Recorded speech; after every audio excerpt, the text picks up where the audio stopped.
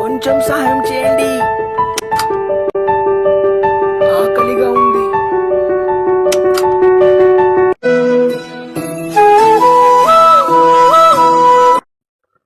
ఒక్కడు ఏం చేయగలడు?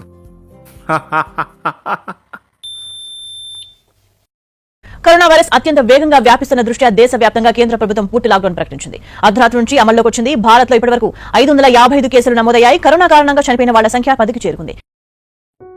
అతని ప్రయాణం అప్పుడు మొదలైంది, నిరుపేదల సేవ కోసం.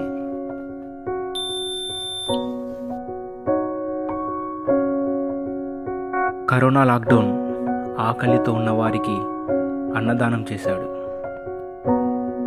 ఎవరూ లేని అభాగ్యులకు నేనున్నానని ధైర్యం చెప్పాడు.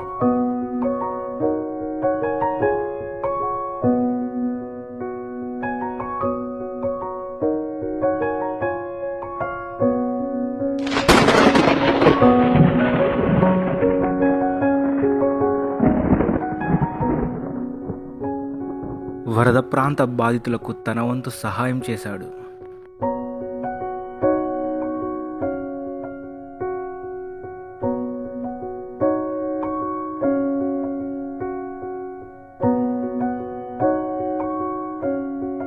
మన సరస్వతి ప్లాజాలో ఈ రోజు ఈ చీరల పంపిణీ, బట్టల పంపిణీ కార్యక్రమం నిర్వహించడం చాలా ఆనందంగా ఉంది. ఫౌండేషన్ విక్కీ గారికి హృదయపూర్వక ధన్యవాదాలు.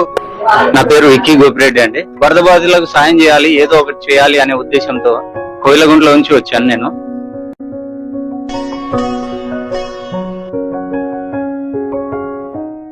సాటి మనిషిని బ్రతుకున్నప్పుడే పట్టించుకోని సమాజంలో ఎవరూ లేని అనాథ శవాలకు అంతిమ సంస్కారాలు చేపించాడు.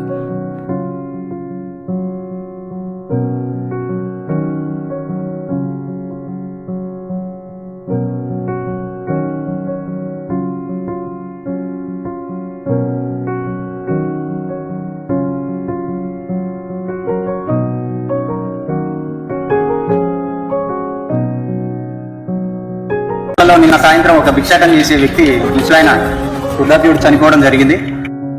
ఆయన ఈరోజు విక్కీ ఫౌండేషన్ తరఫున అంత్యక్రియలు పూర్తి చేశాం.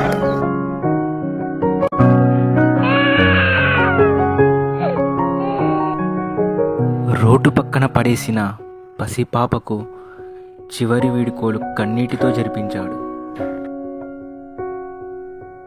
ఈ పరిస్థితి మళ్ళీ చూస్తా అనుకోలేదు.